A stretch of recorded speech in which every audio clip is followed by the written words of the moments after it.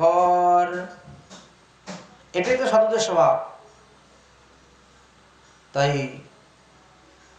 আমরা শুনেছি এই জগতে তিন ধরনের বস্তু আছে লোকের মনের অভিষ্ট পূর্ণ করতে পারে। এক হলো চিন্তামণি লোকসুখম। পরশমণি আমাদেরকে লৌকিক সুখ দান করতে পারে। পরশমণি যা সুবর্ণ, লোহার মধ্যে স্পর্শ করলে লোহাটা সুবর্ণ হয়ে যায়, একে বলা হয় পরশমণি। চিন্তামণি লোকসুখম, শ্রুদ্রম স্বর্গ সম্পদাম। কল্পবৃক্ষ স্বর্গের সুখ দান করতে পারে। প্রয়শ্চতি গুরুরিপিতি যোগী বৈকুণ্ঠ দুর্লভম। কিন্তু পরশমণি হইতেও শ্রেষ্ঠ হলেন গুরুদেব, স্বর্গের কল্পবৃক্ষ হইতেও শ্রেষ্ঠ হলেন গুরুদেব।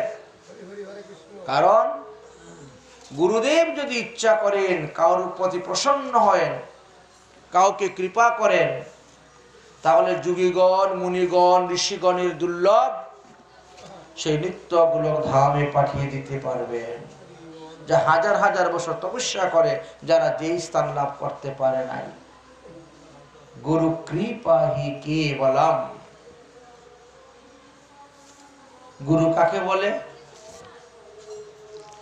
যিনি আপনার কানের মধ্যে বীজ দিবেন তিনি হলেন গুরু। বীজ একজনে দিল আর গুরু আরেকজনকে বলবো, হবে না। যে গর্ভদান দেয় সেই তো পিতা, যে বীজ দান করে সেই তো পিতা। ঠিক তেমনি ভাবে কানের মধ্যে যিনি বীজ দিবেন তিনি গুরু। তাই বললেন প্রয়শ্চতি গুরুরিপিতি যোগী বৈকুণ্ঠ দুর্লভম। শ্রী গুরুদেব কৃপা করলে মুনিগণ ঋষিগণেরও দুর্লভ সেই নিত্য গোলক ধাম পাওয়া যায়। গুরুদেব কৃপা করলে। সবাই তো আর গুরু কৃপা পায় না, সবার ভাগ্য হয় না। কেন হয় না? কৃপা মানে কি? করে পাওয়া। কিছু করবেন তবে তো পাবেন। কৃপা, কৃ ধাতু ডুক্রিয়করণে। দীক্ষা নিয়ে চলে আসলাম আর গুরুর সঙ্গে কোনো সম্পর্কই নাই, সম্বন্ধই নেই, আসা যাওয়া নেই, কথাবার্তা নাই, আদান প্রদান নেই, লেনা দেনা কিছুই নেই, বাস হয়ে গেল গুরু কৃপা। এত সহজ। তো কি করলে গুরু কৃপা হয়? গুরুর সেবা করলে গুরু কৃপা পাওয়া যায়। গুরু সেবা কিভাবে করবেন? দুই ভাবে গুরু সেবা করা যায়। একটি হলো পরিচর্যা রূপী সেবা, আর একটি হলো প্রসঙ্গ রূপী সেবা। পরিচর্যা রূপী সেবা, গুরুদেবের কাপড় চোপড় ধুয়ে দেওয়া, থালা বাসন মেজে দেওয়া। গুরুদেব অসুস্থ হয়েছেন, তার চিকিৎসার ব্যবস্থা করা, ডাক্তার আনা, ঔষধ আনা। তিনি দূর দেশ থেকে এসেছেন, কাপড় চোপড় দক্ষিণা আদি দান করা। আর তিনার তো ব্যবসাও নেই, চাকরিও নেই। তাহলে এক ধরনের গুরু সেবা হয়ে গেল এই স্থানে। দ্বিতীয় গুরু সেবা প্রাসঙ্গ রূপী সেবা। গীতা পাঠ, ভাগবত পাঠ, অনুষ্ঠান আদি ব্যবস্থা করা, ধর্ম প্রচার প্রসার করা। গুরুদেব বৃদ্ধ হলে গুরুদেবের পাশে বসে বসে তুমি নিজে গীতা ভাগবত পাঠ করবে, শ্রবণ করা। এইভাবে গুরু সেবার মাধ্যমে যারা গুরুদেবকে সন্তুষ্ট করতে পেরেছেন তারা গুরু কৃপা পেয়েছেন।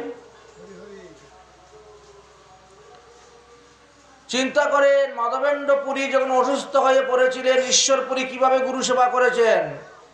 স্বহস্তে করেন মল মূত্রাদি মার্জন।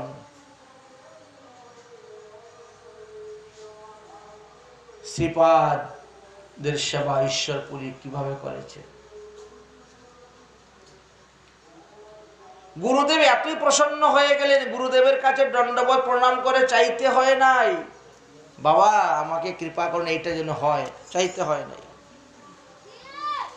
সন্তুষ্ট হয়ে কি বললেন, কৃষ্ণে মতিরস্তু, যাও তুমি কৃষ্ণ ভক্তি লাভ করো। শ্রী গুরুদেবের কৃপাতে এমনই কৃষ্ণ ভক্তি লাভ করলেন যে আকাশের মেঘ দেখলে পরে কৃষ্ণ মনে হয়ে যায়। তমাল গাছটা দেখলে মনে করতেন যে কৃষ্ণ দাঁড়িয়ে আছেন, তমালনু কৃষ্ণনু। এইরকম প্রেমী ভক্ত যদি না হতেন তাহলে কি কলিযুগ পাবন অবতার শ্রী শ্রী গৌরাঙ্গ মহাপ্রভু গিয়ে ঈশ্বরপুরীকে গুরু বানাতেন? গুরু কৃপা তাকেই বলে। স্বয়ং ভগবানকে শিষ্য বানিয়ে দিয়েছেন, কত বড় গুরু কৃপা লাভ করতে পেরেছেন। কিসের দ্বারা করেছেন? গুরু সেবার দ্বারা। ঈশ্বরপুরে যেভাবে গুরু সেবা করেছিলেন ঠিক তেমনি ভাবে রামচন্দ্র পুরীও আসছিলেন গুরু সেবা করার জন্য, কিন্তু উল্টা বিপরীত। তিনি গুরু সেবা করতে এসে দেখেন গুরুদেব বিছনার মধ্যে শুয়ে শুয়ে কান্না করতেছেন। তখন সে কি করছে, গুরুদেবকে উপদেশ দেওয়া শুরু করে দিয়েছে, আরম্ভ করেছে, বাবা তুমি চিৎ ব্রহ্ম করহ করহ কীর্তন,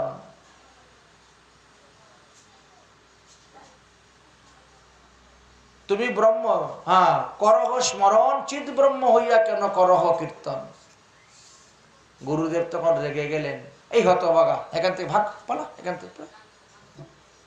ব্রহ্ম হওয়া অত সহজ নয়, মুখের কথা নয়।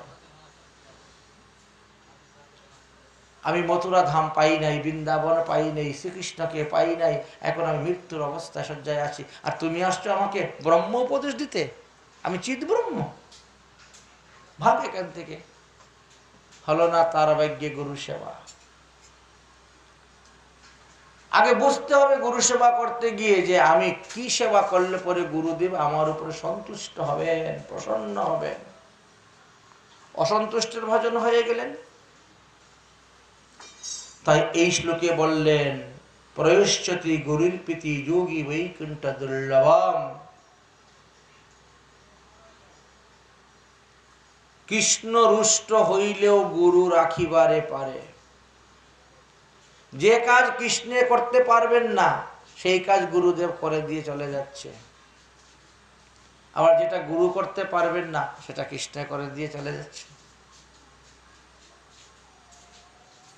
এমনই মজার কথা। তাহলে এই শ্লোকের দ্বারা আমরা কি জানতে পারলাম?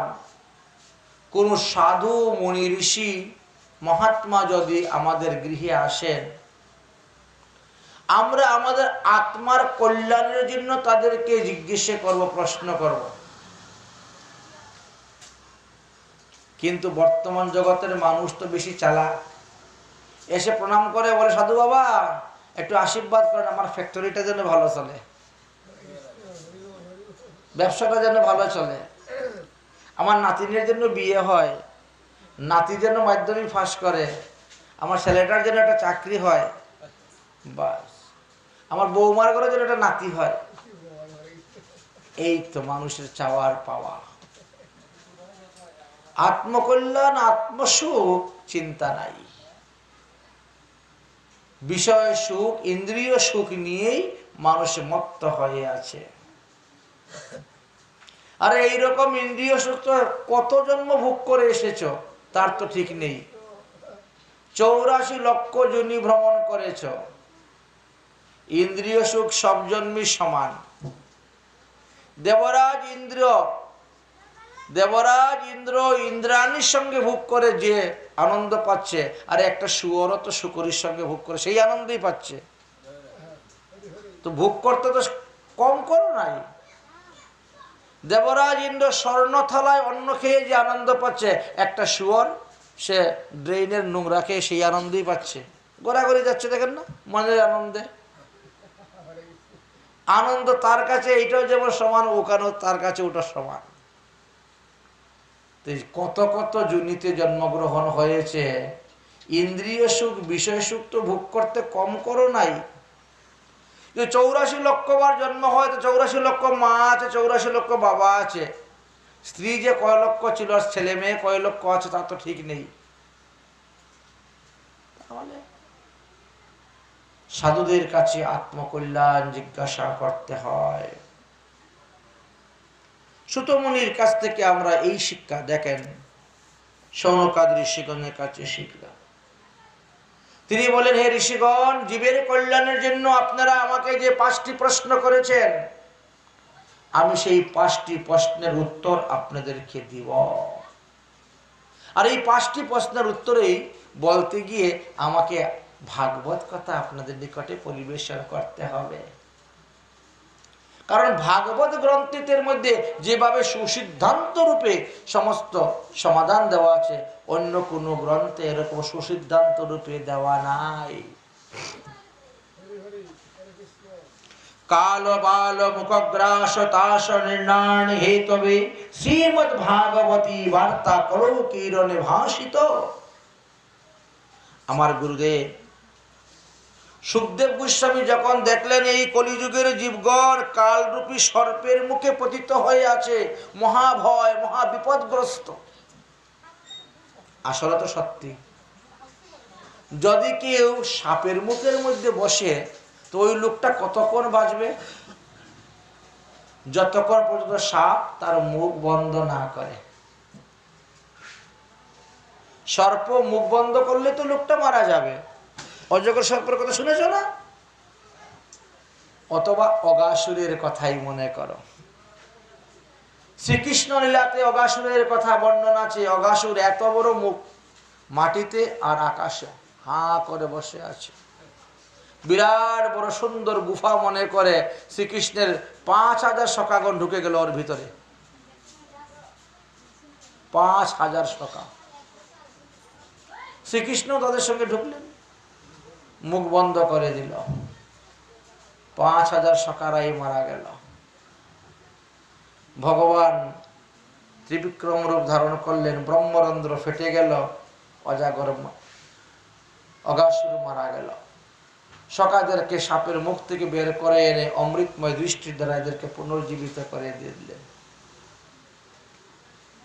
তো আমরাও সাপের মুখে বসে আছি। কিরকম সাপ গো এটা? বলছেন এটা কালরূপী সর্প।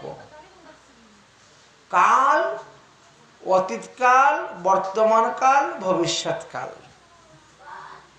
এই কালরূপী সর্পের মুখে আমরাও বসে আছি। সুতরাং আমাদেরকেও এই সর্প খাবে, মরতে আমাদের হবেই।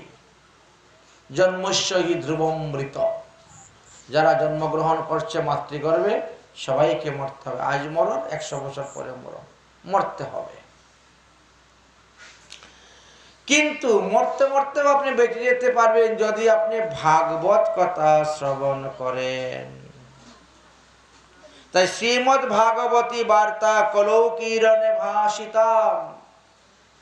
এই শ্রীমদ্ ভাগবত সপ্তাহ জ্ঞানযোগ্য যারা শ্রবণ করবেন, তারা মৃত্যুকে জয় করতে পারবেন। মৃত্যু তো প্রতিদিন হচ্ছে আমাদের, প্রতিদিন মৃত্যু হচ্ছে, প্রতিদিন।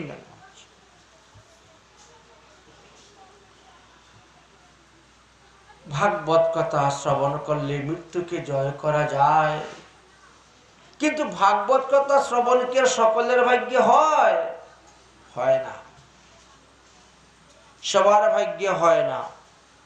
জন্মান্তরে ভবতে পুণ্য তদা ভাগবতম লভেৎ। পূর্ব পূর্ব জন্মের যদি সুকৃতি থাকে, পুণ্য থাকে, বহু জন্মের পুণ্য যার একত্রিত হয়েছে, সেই ভাগবত কথা শ্রবণ করার সুযোগ পায়, সময় পায়, রুচি আসে, শ্রদ্ধা আসে, ভক্তি আসে। না হলে আসবে না, না হলে ভাগবত কথা শ্রবণে আসবে না। আপনি এখন কবি গান লাগান, দেখেন লোকের অভাব হবে না, জায়গা দিতে পারবেন না, উল্টা আরো টিকিট করে ঢুকবে। বাউল গান লাগান, লোকের অভাব হবে না। কিন্তু ভাগবতে নিমন্ত্রণ দিয়েও লোক পাবেন না, আনতে পারবেন না। কারণ তাদের পুণ্য নেই, পূর্বজন্মের স্বীকৃতি নাই। জন্মান্তরে ভবেতে পুণ্যম তদা ভাগবতম লবেত। পূর্ব জন্মের যদি অনেক অনেক পুণ্য সঞ্চিত হয়ে থাকে, তাহলে এই কলিযুগে এই ভাগবত কথা শ্রবণে তাদের রুচি আসে, সময় আসে, না হলে আসে না। হে শৌনকাদি মুনিগণ, আমার গুরুদেব শুকমুনি তিনি যখন পরীক্ষিতের সভাতে এসে ভাগবত কথা বর্ণন করেছিলেন, তখন আমি একপাশে বসে শ্রবণ করেছিলাম। গুরু কৃপাতে আমার যতটা মনে আছে আমি সবটাই আপনাদেরকে বলবো। একটা মজার ঘটনা আপনাকে বলছি, শুনুন। আমার গুরুদেব সুখদেব গোস্বামী পাদ যখন ভাগবত কথা পরিবেশন করার জন্য আসনে উপবেশন হয়েছেন, পরীক্ষিত মহারাজ নিচে বসেছেন, ভাগবত কথা শ্রবণের মন্ত্রে দীক্ষিত হয়েছেন, হয়ে বসেছেন। সেই সময় কি হয়েছে জানেন? স্বর্গ থেকে দেবতারা অমৃতের কলস মাথার মধ্যে করে নিয়ে এসে উপস্থিত হয়ে গেছে। অমৃতের কলস মাথায় করে নিয়ে উপস্থিত হয়েছে। শৌনকাদি ঋষি কেন? বলে, দেখো, ভাগবত কথা শ্রবণ করতে গেলে না খালি হাতে যেতে নাই, কিছু নিয়ে যেতে হয়। আত্মীয় স্বজনের বাড়ি গেলে, ইষ্টি কুটুম্বের বাড়ি গেলে, বন্ধুকে দর্শন করতে গেলে, রাজ দর্শন করতে গেলে, গুরু দর্শন করতে গেলে, দেব মন্দির দর্শন করতে গেলে খালি হাতে যেতে নাই, কিছু না কিছু নিয়ে যেতে হয়। এই যে ভাগবত কথা হচ্ছে, এটাকে বলা হয় জ্ঞান যজ্ঞ। জ্ঞান যজ্ঞ তো দক্ষিণাবিহীন যজ্ঞ নিষ্ফলম। এই যে জ্ঞান যজ্ঞতে বসে যে আমরা জ্ঞান লাভ করতেছি, যদি দক্ষিণা না দেই তাহলে সেই জ্ঞানটা আমাদের কোনো কাজে লাগবে না, নিষ্ফল হয়ে যাবে। তো এই জন্য দেবতারা চিন্তা করলো, পৃথিবীর মানুষ ভাগবত পাঠ শ্রবণ করতে যাবে, তারা তো কেউ ফুল নিয়ে যাবে, কেউ তুলসী পাতা নিয়ে যাবে, কেউ ফল নিয়ে যাবে, কেউ কাপড় নিয়ে যাবে, বস্ত্র, কেউ টাকা পয়সা নিয়ে যাবে, সোনা দানা নিয়ে যাবে, অনেকেই অনেক কিছু ভাগবতে দান করতে নিয়ে যাচ্ছে। আমরা কি নিয়ে যাব? দেখো, আমরা কিন্তু মানুষ থেকে অনেক উত্তম, দেবতা তো। আমরা কি নিয়ে যাব? দেবরাজ ইন্দ্র বলেন, পৃথিবীতে যে বস্তু নাই সেই বস্তু আমরা নিয়ে যাব। দেখেছেন, পৃথিবীর মানুষ তো কত কিছু দিবে সুখদেবকে ভাগবত পাঠ শ্রবণ করে, কিন্তু যে বস্তু পৃথিবীতে নাই সেই বস্তু আমরা নিয়ে যাব। কি নিয়ে যাব? আমরা সমুদ্র মন্থনের সময় যে অমৃত উঠেছিল সেই অমৃত নিয়ে আসবো পৃথিবীতে। দেবরাজ ইন্দ্র ঐরাবতে করে সেই অমৃতের কলস নিয়ে এসে উপস্থিত হয়ে গেছেন। সুখদেব গোস্বামীকে দণ্ডবত প্রণাম করে বলছেন, হে সুখদেব গোস্বামী পাদ, আপনি তো গোদহন কাল পর্যন্ত কোনো গৃহস্থের বাড়িতে অবস্থান করেন না।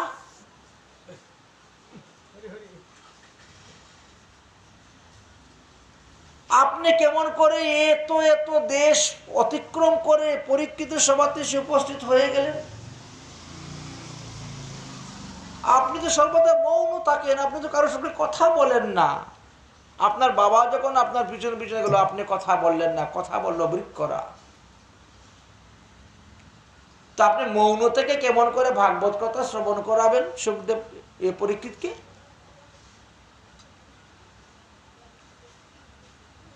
আপনি ভগবানের চিন্তন ছাড়া, ভগবান লীলা কথা ছাড়া 1 মিনিট সময় আপনি অতিক্রম করেন না, তাহলে এই 7 দিন 7 রাত কেমন করে আপনি ভাগবত কথা বলবেন? এই পরীক্ষিতকে শোনাবেন। আর এত কষ্ট করলে আপনি তাকে ভাগবত কথা শুনলে তার বাই কি লাভ হবে আর আপনারই বা কি লাভ হবে?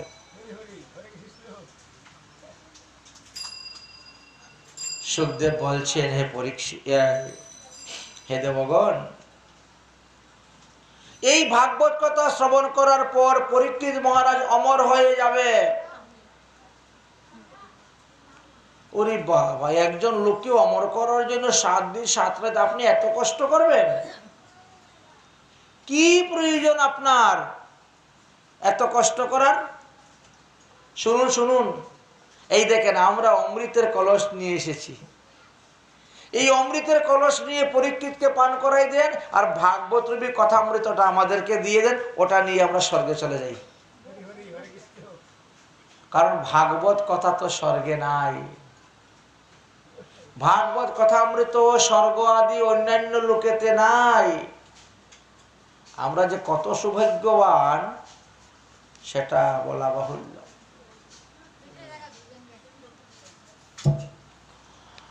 পরীক্ষিত মহারাজকে অমর করার জন্য আপনি এই ভাগবত কথা শ্রবণ করাবেন। বিনিময় আমাদের সঙ্গে বিনিময় করুন, অমৃতের কলস নেন আর ভাগবত রূপী কথা অমৃত আমাদেরকে দেন। এখন সুখদেব গোস্বামী মনে মনে চিন্তা করলেন, যদি কেউ নিজে যেচে বিনিময় করতে আসে তাহলে মনে করবেন যে ও একটা ব্যবসায়ী, ভালো কম দামের জিনিস দিয়ে বেশি দামের জিনিস নেওয়ার জন্য আসছে। বিনিময় যারা করে তারা কম দামের জিনিস দিবে, বেশি দামের জিনিস নিয়ে যাবে। নিশ্চয়ই ইনি এইভাবে আসছেন। সুখদেব গোস্বামী একটু চিন্তার মধ্যে পড়ে গিয়ে ধ্যান করলেন, দেখি তো, কারণ দেবরাজ ইন্দ্র স্বার্থ ছাড়া এক পাও চলে না। সে যে অমৃতের কলস নিয়ে আমার কাছে আসলো, নিশ্চয়ই এর পিছনে কোনো স্বার্থ লুকিয়ে আছে। চিন্তা করে দেখে বলে, সর্বনাশ, কো সুদা, কো কথা লোকে, কো কাচৌচ মণিমান, ব্রহ্মরাত্র বিচরেন্নম যথারে বঞ্জহাসা। কোথায় কাচ আর কোথায় মণি, পরশমণি, দুটার মধ্যে কিভাবে পার্থক্য? ঠিক তেমনি ভাবে স্বর্গের সুধা আর ভাগবত কথামৃতের মধ্যে পার্থক্য আছে। এত দেবরাজ ইন্দ্র একবারে পাক্কা ব্যবসায়ী, কাঁচা নয়। আমাকে কাজ দিবে আর পরশমণি নিয়ে যাবে। কাজ দিয়ে পরশমণি নিয়ে যাওয়ার জন্য এসেছে, কই কাজ দিতে তো আসেনি, সে তো স্বর্গের থেকে অমৃত নিয়ে আসছিল। তাহলে সুখদেব গোস্বামী স্বর্গের অমৃতকেও কাজ বলেছেন, কাজ। আর ভাগবতকে কি বলেছেন? কথামৃতম, অমৃত। প্রমাণিত কি হলো? এইখানে প্রমাণ করে দেখালেন যে স্বর্গের যে সুধা, এই স্বর্গের সুধা পান করলে পরে ব্রহ্মার 1 দিন পর্যন্ত জীবিত থাকা যাবে, তার উপরে হবে না। দেবতাদেরও, তারা তো অমৃত পান করেছে, অমর তো। কতদিনের জন্য অমর? ওই ব্রহ্মার 1 দিন পর্যন্তই অমর, তারপরে তাদেরও পতন হবে। কিন্তু ভাগবত কথামৃত যে পান করবে তার পতন হতে হবে না। অতএব এই ভাগবত কথামৃত আমি তোমাদেরকে দিব না। হে দেবতাগণ, তোমরা স্বার্থপর, যাও তোমরা এখান থেকে চলে যাও, তোমরা অভক্ত। অভক্ত সৌ দদাম ন দদাম কথামৃত। ভাগবতে লেখা আছে, অভক্তদেরকে আমার এই অমৃতময় ভাগবত কথা দান করবি না। দেবতারা নিরাশ হয়ে চলে গেলেন। দেখেন তারা ভাগবত কথামৃত পেলেন না। ও ভক্তাংশ বিজ্ঞায় ন দদৌশ কথামৃতম শ্রীমদ্ ভাগবতী বার্তা সুরনামপি দুর্লভা। দেবতাদের জন্য এই ভাগবত কথা লাভ করা বড় দুর্লভ, অথচ সুখদেব গোস্বামী কৃপা করে আমাদেরকে সুলভ করে দিলেন এই ভাগবত। তাই এই ভাগবত পান করতে হবে। ভগবত ধ্রুবং শ্রাবং ভাগবতম কলৌ শ্রবণাৎ পূর্ণাং সদ্যম বৈকুণ্ঠ লাভদে। এই কলিযুগে যারা ভাগবত কথা শ্রবণ করবেন তারা অনায়াসে বৈকুণ্ঠ গোলক ধাম লাভ করতে পারবেন। ভাগবত কথা শ্রবণের কোনো দিন তারিখ তিথি নক্ষত্র প্রয়োজন হয় না, কিন্তু যদি বিশেষ কোনো তিথি অনুসারে করা যায় তাহলেও তার অধিক ফল লাভ করা যায়। নিয়ম হয়েছে যতদিন ভাগবত কথা শ্রবণ করবেন ততদিন আপনি ব্রহ্মচর্য পালন করবেন। যতদিন ভাগবত কথা শ্রবণ করবেন ততদিন হবিষান্ন গ্রহণ করবেন। চুল, দাড়ি, নখ, মুছ ইত্যাদি কাটতে পারবেন না, ইত্যাদি ইত্যাদি অনেকগুলা নিয়ম আছে। তো কলিযুগের মানুষ এতদিন কে থাকতে পারবে? আমি মনে করি 1 বছর ব্যাপী ভাগবত শ্রবণ করবো, 1 বছর ব্যাপী কেউ থাকতে পারবে ব্রহ্মচর্য পালন করে? 8 প্রকার মিথুন থেকে যে দূরে আছে তাকে ব্রহ্মচর্য বলা হয়, সহজ নয়। তাহলে কি করা যাবে? বলে তাহলে 7 দিনের মধ্যে ভাগবত শেষ করলে 7 দিন যে কোনো লোক ব্রহ্মচর্য পালন করে থাকতে পারবে, হবিষান্ন খেয়ে থাকতে পারবে, চুল দাড়ি না কেটেও থাকতে পারবে। হ্যাঁ, তাহলে এটাই করা যাক, 7 দিনের ভাগবত সপ্তাহ, 7 দিনের মধ্যে। আজকে কিন্তু মাহাত্ম্য পাঠ হচ্ছে। সৌনকাদিগণ জিজ্ঞেস করলেন এই ভাগবত সপ্তাহর বিধানটা কে দিলেন? বলে যদিও সুখদেব গোস্বামী দিয়েছিলেন, কিন্তু পরবর্তী সময়ে সৌনকাদি ঋষিগণ তাকে বিস্তারিতভাবে প্রচার প্রসার করে গিয়েছেন। সপ্তাহ শ্রুতিব্যশ্চিত্তম সর্বতম মুক্তিদায়কম সনকাদং পুরা প্রত্যম নারদায় দয়া পরে। এই সপ্তাহ যজ্ঞ বিধানের বিধি সৌনকাদি ঋষিগণ, সনকাদি ঋষিগণ দেবর্ষি নারদকে বলেছিলেন। সঙ্গে সঙ্গে প্রশ্ন এসে গেল। সৌনক মুনি বললেন যে দেবর্ষি নারদের সঙ্গে কখন কোথায় দেখা হয়েছিল সনকাদি ঋষিগণের? তারা কি প্রসঙ্গে কোন কারণে এই সপ্তাহ ব্যাপী ভাগবতের ব্যবস্থা করেছিলেন, সপ্তাহব্যাপী জ্ঞানযজ্ঞ করেছিলেন? তার কারণটা কি? আপনি কৃপা করে আমাদেরকে বলুন। সূত মুনি বললেন ঠিক আছে, তাহলে আমি বলতেছি। একদা হি বিশালয়া চত্বরং ঋষয়ো মলা সৎসঙ্গার্থ সমাবর্তিং সদৃষ্টৌ তম নারদ। কোন এক সময়ে সাধুসঙ্গ করার জন্য সনত, সনাতন, সন্নন্দ, সন্নত কুমার 4 জন পৃথিবী ভ্রমণ করতে বেরিয়েছেন সাধুসঙ্গ করার জন্য। সাধুসঙ্গের এমন দাম, সৎসঙ্গের এমন দাম।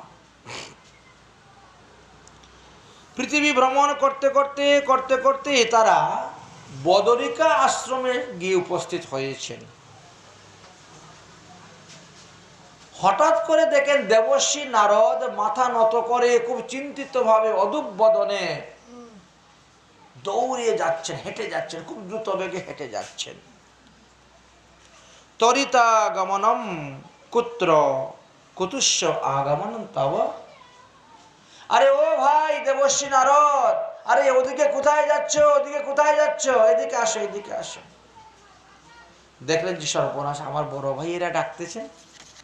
তারা দিকে বদ্রীনাথে আসছেন বদ্রীনারায়ণ দর্শন করার জন্য। দেবর্ষী নারদ তিনি রাস্তার গতি অতিক্রম করলেন, ব্যাগ